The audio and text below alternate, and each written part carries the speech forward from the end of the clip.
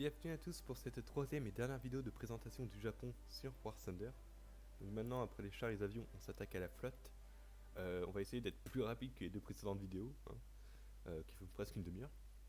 Donc en étant un peu plus concret peut-être et moins s'attarder sur les détails. Encore une fois, je rappelle que la vidéo est conçue pour les nouveaux joueurs, pour ceux qui veulent un peu comprendre la branche navale du Japon. Donc c'est délire que ceux qui la jouent déjà, qui savent comment elle marche, qui connaissent les navires, ça sert à rien. Je vais pas expliquer beaucoup de choses non plus, j'ai juste vite fait faire une généralité sur les performances des navires. Et puis voilà. Je ne parlerai pas des premiums dans cette vidéo. On fera une grande vidéo, une vidéo qui concerneront tous les premiums du Japon. Sachant qu'en plus, prochaine mise à jour, la 1.97 qui devrait arriver d'ici 2 semaines, je pense, va ajouter un gros premium tier 4 à 8000 gold. Donc ça sera peut-être l'occasion d'en parler aussi. Alors, on va tout de suite commencer sur la branche. Encore une fois, ça va être une généralité. Je vais vraiment pas m'attarder sur chaque appareil, surtout qu'il y en a pas mal qui sont très similaires. Comme vous pouvez le voir, c'est un peu différent, la présentation est un peu différente que les avions ou les chars. Bon, ça change pas grand chose. Donc, on va tout de suite commencer vite fait sur une petite base. C'est propre à toutes les branches. Tier 1, 2, c'est des navires de patrouille, donc que ce soit des navires fluviaux, de rivière, côtiers. Vous évoluez ensuite sur le destroyer rang 3. Rang 4 c'est les croiseurs légers et rang 5 c'est les croiseurs lourds. Une exception près, les Allemands, où ils ont un croiseur lourd au rang 4. Alors, le rang 1, le rang 1 et le rang 2 japonais sont vraiment pas terribles dans l'ensemble. Ils sont pas non plus exécrables, c'est vrai, mais c'est pas terrible par rapport à l'Allemagne, l'URSS ou les USA. La Grande-Bretagne c'est un peu pareil, on va dire. Ils ont des bons bateaux, d'autres mauvais. Ils galèrent un peu plus. Mais voilà, dans l'ensemble, c'est pas non plus vraiment pas ouf. Alors, le bateau de réserve, c'est vraiment un truc basique avec une mitrailleuse lourde, des torpilles. C'est vraiment un bateau rapide. Ça va être. C'est le fun à jouer, on va dire. Vous foncez dans tous les sens et vous tirez, et voilà, c'est marrant. Ensuite, alors, je vais juste vous aiguiller vite fait sur les premiers navires à chercher, le mieux à faire. Je pense que il faut faire type T1, type T38, type 5 dans l'ordre. Alors pourquoi? Le T1 est nul. Vite fait, il a 277, un BR de 1.3, c'est nul. Hop, déjà vous oubliez. Le problème, c'est que vous le cherchez pour avoir le T38 qui est déjà beaucoup mieux puisqu'il a un canon de 25 mm. Ça commence à faire déjà un peu la différence.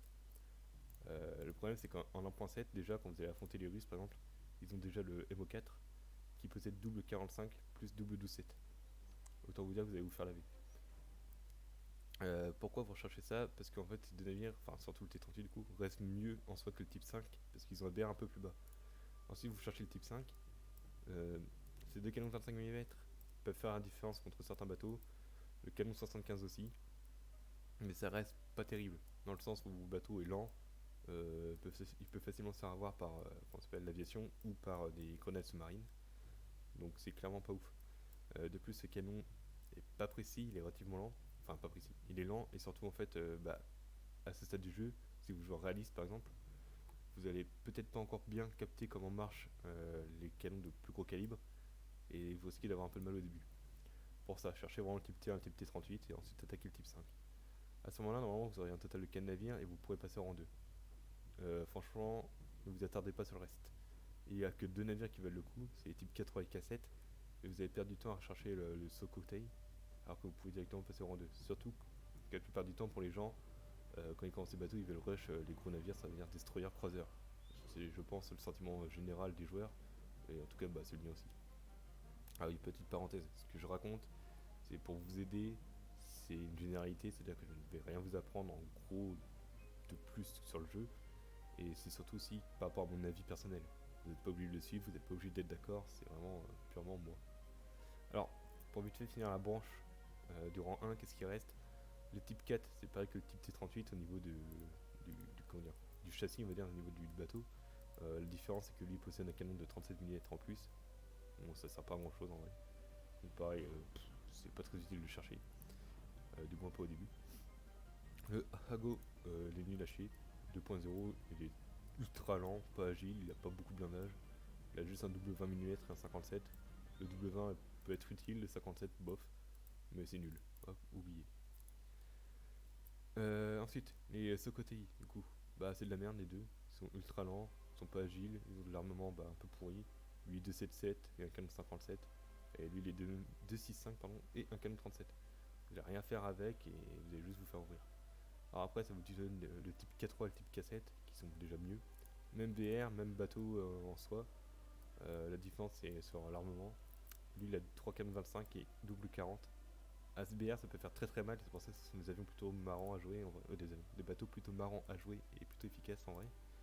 Le K7 lui a l'avantage. Oh. Ah bah, je viens de me faire couiller, il n'a absolument aucun avantage par rapport au précédent en fait. Peut-être un peu plus rapide. Non, même pas. Bon, bah, c'est à peu près les mêmes. Ouais, c'est à peu près les mêmes bateaux en soi. Donc, ça reste des navires assez marrants pareil à jouer. Mais bon, ça va jusqu'à la fin de la branche. Donc, si vous voulez rush, vous prenez pas le temps de les rechercher. Alors, ensuite, au tier 2, vous allez passer sur le T51 directement. De toute façon, vous n'avez pas le choix. Bon, c'est pas un navire ouf. Il a 4 torpilles, certes.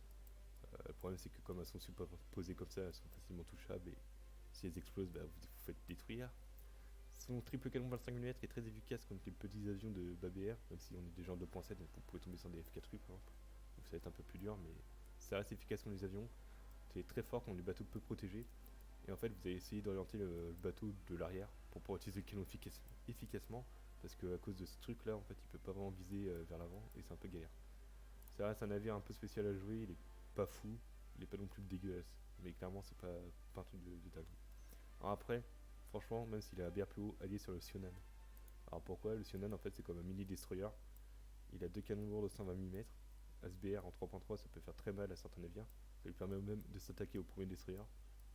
Et surtout, il a un armement antiaérien ultra puissant. Donc il a 5 toiles triples de 25 mm, plus encore un canon de 25 unique. Donc ça fait un canon total de 16 canons. Autant vous dire que même en arcade, les avions vont avoir beaucoup de mal à vous approcher. En réaliste, j'en parle même pas. Le bateau est lent à 31 km/h, mais bon, vous faites avec. Et de plus, avec sa taille, SBR il encaisse très bien. Donc c'est vraiment un très très bon bateau. Le type K8 c'est même pareil que le type K3 le K7 au niveau de l'apparence générale. C'est l'armement qui change. Donc il a toujours ses 3 canons 25. Il est équipé de 2013 jours en plus. Donc ça augmente un peu son armement défensif, mais c'est pas fou non plus. Le problème c'est qu'il troque ses 2 40 mm pour un canon 80. Et son canon est vraiment pas fou.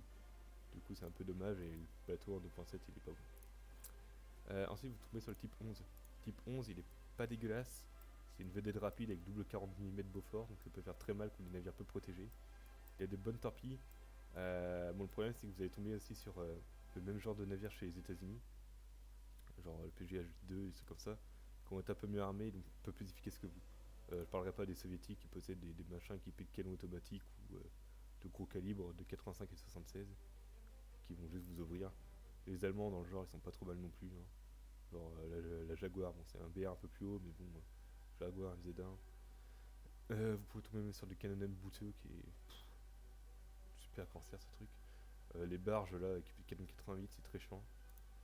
Donc ça reste un navire correct mais sans plus quoi. Ensuite le Shikoku et l'Isuzu. Pardon. C'est à peu près les mêmes sur le plan général du navire.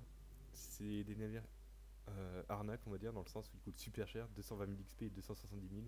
C'est à dire que lui c'est le plus cher de tout, le plus loin recherché de toute la branche, donc plus long que des derniers croiseurs.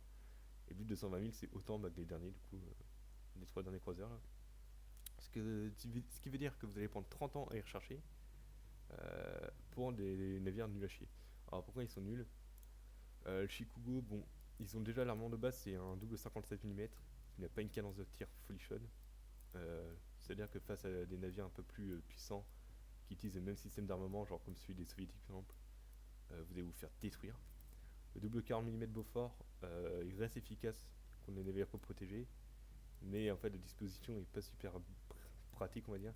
De plus le navire est très grand, il est pas super rapide, il est pas super agile, et en réalité le navire avait des lance-missiles ici, qui était sa principale force de frappe. Forcément dans le jeu c'est pas modélisé parce que des missiles anti-navires ça serait vraiment trop fort pour le coup. Et du coup bah, il est vraiment mauvais et surtout enfin il vaut vraiment pas le coup de se faire chier à choper 220 000 XP pour le jouer quoi. Du moins tant que vous n'avez pas les autres gros navires. Après encore une fois c'est ma vision des faits. L'Isuzu c'est à peu près le même machin. À la différence qu'il a plus de Beaufort. À la place il a une tourelle double de 57 mm, donc sa puissance de feu est quand même légèrement augmentée. Il possède un tube quadruple lance-torpille. Alors donc c'est des torpilles un peu plus modernes que les autres, hein. Elles ont une distance de déplacement de 38 km avec 102 km/h. Elles sont mieux que les long games, mais bon, elles sont beaucoup plus modernes aussi. Son grenade launcher là, vous oubliez, c'est complètement foireux, ça sert à rien. Enfin, bref. Donc dans l'ensemble, c'est un mauvais bateau aussi, surtout qu'il coûte ultra cher, 270 000 XP. Autant vous dire que bon, ça vaut vraiment pas le coup. On va arriver sur les destroyers. Alors, les destroyers, on a 4, vous n'avez pas le choix de les chercher dans l'ordre, et de toute façon, il vous en faut 4 pour passer au rang supérieur, et là, ce sera pareil aussi. Vous commencez au Mutsuki, c'est pas un bon exemple de destroyer parce que, comme tous les premiers destroyers du jeu, il est pas bon. Pas bon dans le sens où, même s'il a 4 tourelles de 120 mm, ça reste un armement qui est plutôt moyen, un BR3.7, surtout quand il tombe sur des navires plus gros. C'est lance-torpille, donc il a 2 triples lance-torpilles. C'est des torpilles de 610 mm. 85 km/h et 7 km de portée, bon, c'est pas fou, c'est pas mauvais non plus, mais c'est clairement pas fou. Et le problème du bateau, c'est qu'il est vraiment pas résistant et que c'est pour sa défense, il a que 2,77. C'est-à-dire que si vous êtes concentré sur un adversaire et qu'un patrol bot vous arrive dessus pour larguer ses torpilles, c'est pas vos titres C7 qui vont vous sauver. Pareil, si des avions vous attaquent, en realistic battle, comme c'est plus dur à viser, c'est aussi plus dur pour vous de vous couler, mais vous restez une grosse cible, donc un F4 qui vous pique dessus, vous largue des roquettes ou des bombes. Bon, ça va être galère d'y survivre, et je parle même pas de mode arcade où vous avez des S6L4 qui font des manœuvres d'ovni, vous lâchez une torpille à bout portant. Jamais vos batteries de 7 vont le tuer quoi. Donc clairement, vraiment pas un bon exemple. Alors après, bon, c'est aussi le problème de la plupart des premiers destroyers, hein. Surtout que lui, il a quand même quelques canons de 120, mais voilà, c'est pas vraiment pas un bon destroyer. Alors, petite parenthèse, aucun des destroyers japonais ne possède d'obus perçants, ils ont que de l'HE. Alors au tout début, c'est pas trop problématique. Par contre, quand vous allez sur des BR comme 4.3, 4.7 et que vous allez tomber sur des croiseurs, là ça va être galère parce que du coup vous avez presque, je dis pas zéro chance, hein, parce que c'est pas vrai, mais vous avez peu de chances de les détruire. Vous pouvez à la limite faire sauter leur canon, endommager, je ne sais pas, leur cheminée, ou mettre le feu sur le bateau certes, mais vous les passez pas et du coup c'est très très chiant, voire impossible de les détruire. Alors que la plupart des destroyers des autres nations ont des obus perçants, au moins des sapes, et ça fait un peu la différence quand même. Alors, on arrive sur la Yanami. Alors la Yanami possède comme armement principal 3 tourelles doubles de 127 mm, l'armement standard des destroyers japonais. Ça sera pareil pour le Yugumo, donc celui qui est juste après. Alors les canons sont moins puissants que les derniers canons américains de 127 parce qu'ils ont une cadence de tir plus faible, mais en général, c'est tout BR 4.0, ils font le taf. Ils sont pas trop loin à tirer non plus. La HE peut faire très mal sur les destroyers. Ils ont surtout, lui il a 3 triples tubes lance-torpilles, donc ça en fait un petit paquet et ça peut faire très très mal sur une bonne volée. Pareil, 15 km de distance, 65 km/h, c'est plutôt pas mal. L'armement défensif est un peu mieux, hein, mitrailleur de 13 mm. Ça pourra vous permettre de vous défendre un tout petit peu mieux, mais pas grand chose. Pareil en arcade, vous allez souffrir de l'aviation, mais quelque chose de bien. En RB, beaucoup moins quand même, mais ça reste pas folichon. Ensuite, vous arrivez sur le Yugumo, qui devient déjà bien mieux. Même armement principal, hein, 3 tourelles doubles de 127. Il est plus rapide. Il possède 2 quadruples tubes lance-torpilles de 610 mm, et c'est pareil, ce coup-ci c'est des long games. Donc 20 km de distance de déplacement, 91 km/h. Des torpilles absolument redoutables. Très efficace dans les parties où vous devez détruire les cargos, les rencontres, les counters. Ça peut faire de très lourds dégâts une flotte ennemie s'ils sont groupés, s'ils font pas attention. Sur une bonne salve de torpilles, vous pouvez faire vraiment très mal. L'armement est beaucoup mieux avec quelques canons de 25 mm. Anti-aérien, c'est quand même beaucoup plus efficace. Ça reste pas foufou, mais c'est déjà pas mal. Et déjà en RB, vous allez avoir très peu de problèmes en vrai avec les avions. Le Kiyoshimo, je vais juste vite fait en parler, le premium. C'est exactement pareil que le Yugumo, à une différence près, c'est qu'il y a beaucoup plus de canons anti-aériens. Voilà. Alors ensuite, la Kizuki, une 4.7, ultime destroyer japonais, plus grand destroyer du jeu aussi. Donc c'est aussi le plus lent, si je ne me trompe pas, 54 km/h. Il possède un seul tube quadruple lance-torpille, mais il possède pareil les mêmes torpilles, donc même s'il peut en tirer que 4 à la suite au lieu d'en tirer 8, ça fait quand même mal si ça touche. Hein. L'avantage du navire, c'est son armement principal et défensif. Déjà au niveau de la défense, vous voyez qu'il est bourré de 25 mm. Il a quand même 5 tourelles triples plus 20 autres canons, donc ça fait un total de 35 mm. Enfin 35 canons de 25 mm. Autant vous dire que même en arcade, aucun avion ne vous approche, hein. Si vos mitrailleurs sont assez expérimentés, vous allez faire très très mal. Les canons principaux, double 100 mm, C'est des canons conçus comme les derniers canons 127 américains, c'est-à-dire pour la défense antiaérienne aussi. Et donc dedans vous avez un obus de 100 mm HE qui peut faire vraiment très mal si vous savez bien les utiliser avec vos canons contre des avions. Les tourelles sont à très haute cadence de tir, ils ont je crois 5 secondes de rechargement. Donc à ce moment-là ça rend beaucoup plus aux derniers destroyers américains. Problème, c'est qu'ils ont que de l'HE. Donc certes vous pouvez spammer vos tirs sur un destroyer et lui faire bien mal. Par contre sur un croiseur ça va être beaucoup moins efficace. Et derrière bah ça reste un destroyer donc il est pas super bien blindé. Et en combat 1 contre 1 contre un croiseur vous allez vraiment galérer alors qu'il est en 4.7. Alors petite parenthèse pour en finir, je parle beaucoup des destroyers américains entre autres, surtout le Somers et le Summer qui sont donc les derniers destroyers. Leurs canons de 127 vont vous faire péter un câble parce qu'ils ont une cadence de tir affolante.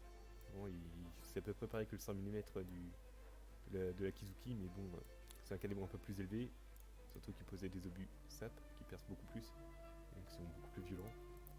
Et autant quand vous tombez dessus contre avec la Kizuki, vous pouvez vous en sortir parce que vous tirez tous les deux à une grande vitesse, donc c'est un peu nawak. Autant quand vous êtes avec vos canons 127 basiques, juste prier pour bien toucher et faire exploser les munitions de one shot parce que sinon vous allez vous faire détruire. C'est clairement pas impossible de gagner, mais ça reste dur. Ensuite, je passe sur les croiseurs légers. Alors, les croiseurs légers, il y a deux croiseurs déjà presque identiques, hein, le Sendai et le Kuma. Alors, la différence, c'est que le Sendai a des torpilles de long lens et il a une cheminée en plus. Avec un armement antiaérien plus conséquent aussi, il a quelques canons de 25, 4 mitrailleuses lourdes et 2 mitrailleuses de 7.7. Ce qui fait un armement plutôt efficace, alors que le Kuma n'a que 2 7.7. Du coup, le Kuma, bah, pareil que le Mutsuki, hein, il va se faire exploser par l'aviation, hein, surtout en arcade, où vraiment les L4 peuvent faire des manœuvres, vraiment, comme je vous dis, les L4 ils avaient la torpille, ils font une manœuvre de marsouin n'importe comment, ils vous balancent la torpille, ils se taillent et vous êtes mort. Alors en RB ils font pas ça, donc ça va, c'est mieux, mais ça reste vraiment faible. Sinon, en général, le croiseur est pas mauvais. Il a quand même 7 canons de 140 mm, ça fait une bonne puissance de feu sur une bonne bordée, ça peut faire très mal. Le problème c'est qu'il y a un des canons souvent qui va être peu utilisé, puisque vous voyez comment ils sont mis, hein. Il y en a un à gauche, un à droite. Les tubes lance-torpilles sont par deux, il y en a 4 au total, donc il y en a 2 de chaque côté, donc à droite et à gauche, ici et là. Les torpilles du Kuma du coup c'est des torpilles un peu pas ouf, hein, 7 km, 65 km/h, 533 mm, donc c'est clairement pas du calibre de la longue lens, mais ça reste vraiment très efficace. Si vous les utilisez bien entendu. Voilà, ça reste un croiseur plutôt acceptable, surtout pour un premier croiseur, donc voilà, pas grand chose à dire. Le Sendai qui est juste là, c'est exactement le même, donc à quelque chose près, bien, enfin des meilleures torpilles hein, du coup. Et sinon, bah, meilleur armement antiaérien aussi. Mais après, l'armement principal, ça reste du même calibre. L'avantage, c'est que ça y est, il commence à développer des obus SAP qui ne percent pas encore beaucoup, hein, 60 mm à 1000 mm, c'est très peu. Mais ça peut faire quand même quelques dégâts, surtout sur les destroyers. Voilà, c'est deux croiseurs que vous débloquez qui sont plutôt corrects. Ensuite, vous allez arriver sur la Gano. Non, pardon. Alors, la Gano, c'est un croiseur. Au début, j'ai un peu du mal au tout début avec la balistique des obus, hein, puisqu'il a quand même 3 toiles doubles de 150 mm. C'est pas pareil que les canons 127, sachant que je voyais très peu les croiseurs avant. Donc j'ai eu un tout petit peu de mal à bien les calibrer. Maintenant ça va, surtout que j'ai débloqué les obus perçants, les subs qui percent 81 mm. C'est encore peu, hein, mais ça peut faire très mal sur une bonne salve. Bon, le navire est plutôt bon en vrai, il a une bonne défense antiaérienne, hein, vous voyez, 4 toiles triples de 25 mm, donc ça fait déjà 12 canons, plus 2 toiles doubles de 25, donc ça fait 4 canons supplémentaires, ça fait un total de 16. Ça veut dire que pareil, en bataille réaliste, les avions vont pas trop vous approcher. Ensuite, un armement principal sinon, secondaire pardon, il a 2 tourelles doubles de 80 mm, ce qui peut faire très très mal aux patrouilleurs qui vous approchent un peu trop vite. Sinon, contre les destroyers et les croiseurs, ça reste très faible. Donc comptez pas là-dessus pour couler des gens. Ça peut arriver, hein, mais ça reste très rare. Et sinon, bah, en torpille, il a 2 tubes triples. Je sais pas si c'est du triple ou du quadruple. Non, c'est du quadruple. Donc 2 tubes quadruples lance torpille. Donc pareil, il lance des torpilles type 93 avec long lens. Donc c'est exactement pareil que sur le Yugumo par exemple. Donc voilà, ça reste vraiment un bon croiseur de 5.3, plutôt appréciable. Ensuite, vous avez sur le Suzuya. Alors Suzuya c'est un Mogami, donc comme le top tier des croiseurs lourds. La différence c'est qu'il possède l'armement initial, c'est-à-dire il a 5 tourelles triples de 155 mm, donc ça fait un total de 15 canons. comme le Brooklyn américain. Ce qui fait que une bordée bien placée, vous pouvez exploser un destroyer ou même lourdement endommager un croiseur, ça fait vraiment super mal. Les canons sont plutôt précis en plus. Ils possèdent des APHE qui percent 314 mm à 1000 mètres et à 10 000 mètres ils percent encore 184. C'est-à-dire que c'est vraiment un croiseur capable d'affronter la plupart des adversaires du jeu. L'armement secondaire c'est 4 toiles doubles de 127 mm. Ça lui permet de nous affronter les destroyers, les croiseurs de patrouille aussi, un petit vaisseau de patrouille. L'armement anti-aérien est pas ouf par contre, il a 4 canons de 25 et 4 mitrailleuses lourdes. Ça reste relativement faible. Et niveau blindage, alors les tourelles sont très faibles chez les japonais. Vraiment, vous voyez 15 mm, c'est-à-dire que n'importe quoi vous explose la tourelle. Par contre, au niveau de la structure de la citadelle du navire, c'est les navires les plus blindés du jeu. Alors tout est relatif, hein, ils ont pas un blindage de ouf et les autres navires vous percent aussi sans trop de difficultés. Mais ça reste voilà, les navires les plus blindés du jeu. Pour l'instant. Donc voilà, le Suzuya plutôt efficace, plutôt très bon. Ensuite les croiseurs lourds. Alors, le Kako. En fait vous avez 3 croiseurs lourds, vous avez le Kako, le Furutaka et le Mogami. Alors le Mogami du coup comme je l'ai dit c'est pareil que le Suzuya, juste avec l'armement qui change un petit peu. Et le Furutaka et le Kako, pareil, la structure du navire c'est la même. Donc vous avez exactement le même blindage, donc 105, 76 et 35. Les tourelles sont très faiblement blindées avec 25 mm. Mais bon c'est pas trop ça non plus l'important on va dire. C'est au niveau de l'armement principal, il a 6 tourelles uniques avec un canon simple de 200 mm. Vous commencez du coup à arriver dans le domaine du croiseur lourd, hein, 200 mm. Ça peut taper très très fort, surtout qu'il a une obus APC qui perce du 352 mm à 1 km de distance. Un BR de 5.3, donc c'est comme la Gano, sauf que bah là vous avez 6 canons de 200, hein, donc c'est quand même plus puissant. Il a 4 canons de 120 mm qui pareil peuvent taper les destroyers et les petits navires de patrouille. Bon ça reste très faible, hein, c'est vraiment pas fou. Et le problème c'est ces torpilles par contre qui sont un peu nulles. Pourquoi elles sont nulles? Bon déjà vous voyez 10 km de déplacement de distance et de 70 km/h. C'est pas mauvais mais c'est pas un truc de ouf et surtout c'est comment les tubes sont placés. C'est-à-dire en fait ils sont au milieu du navire et ils peuvent pas bouger, c'est-à-dire que bah, vous devez vraiment être en angle sur votre adversaire pour pouvoir utiliser les torpilles. Donc bon. Alors après c'est un croiseur lourd, il se base surtout sur son artillerie mais voilà. Le Furutaka utilise exactement la même coque, à quelque chose près, juste que ces tubes lance-torpilles c'est du quadruple sur chaque bord. Il balancé type 93, donc excellente torpille toujours. L'armement secondaire c'est pareil, 4 canons de 120 mm. Avec ça il possède 8 canons de 25 en 4 toiles doubles. Donc là son armement est beaucoup mieux, plus 4 mitrailleuses lourdes. Donc armement défensif bien meilleur. Et son armement principal est composé de 3 tourelles doubles de 200 mm. Donc c'est le même nombre de canons au total, donc 6 que le Kako. L'avantage c'est que c'est groupé sur des plus grosses tourelles. Pardon pour la petite notification. Ce qui fait que les tourelles sont moins nombreuses mais elles sont plus centrées, donc peut-être un peu plus précises et plus efficaces. On va terminer sur le Mogami. Le Mogami, bah, c'est pareil que le Suzuya, même coque, donc navire le plus blindé du jeu on va dire. Tourelle assez faible par contre niveau blindage. Les tubes lance-torpilles sont pareils, j'en ai pas parlé sur le Suzuya mais ils sont juste là, c'est des triples tubes qui sont centrés dans la coque du navire. Ils ont un angle un peu pourri mais bon, encore une fois ça reste un croiseur lourd, il n'est pas supposé se baser vraiment que sur sa torpille. La plupart des croiseurs lourds américains en ont pas, si ce n'est tous d'ailleurs. Donc voilà, alors l'armement principal c'est 5 tourelles doubles de 200 mm, donc ça fait 10 canons de 200 mm. Pareil, une bordée complète bien placée ça peut faire très très très mal. Dans les obus ils possèdent bien sûr des obus perçants, hein, toujours des APBC. Donc mon problème c'est qu'ils ont beaucoup moins d'explosifs mais bon ça perce bien quoi. L'armement secondaire bah, ça reste pareil, hein, 4 toiles doubles de 127 mm qui encore une fois peut taper les destroyers et les navires rapides. Et l'armement défensif anti-aérien il est un tout petit peu mieux avec 8 canons de 25 et 4 canons de 13 mm. Donc c'est vraiment un croiseur lourd très puissant, très capable. Je pense qu'il est même possiblement vraiment supérieur à l'Admiral Hyper des Allemands. Je pense d'ailleurs que c'était le meilleur croiseur lourd du jeu. À la différence qu'il y a quand même l'Admiral Gaspy qui je pense reste le meilleur bateau pour l'instant dans le jeu, tout simplement parce que son artillerie lourde est extrêmement puissante et il a de quoi vous envoyer par le fond en une bonne salve. Donc voilà, donc pour résumer vraiment les tiers 1 et 2 c'est pas terrible, c'est pas mauvais, mais c'est vraiment pas terrible, surtout pour le terrain. Vous allez avoir quelques bateaux très sympas, hein, je rappelle le Sionan surtout.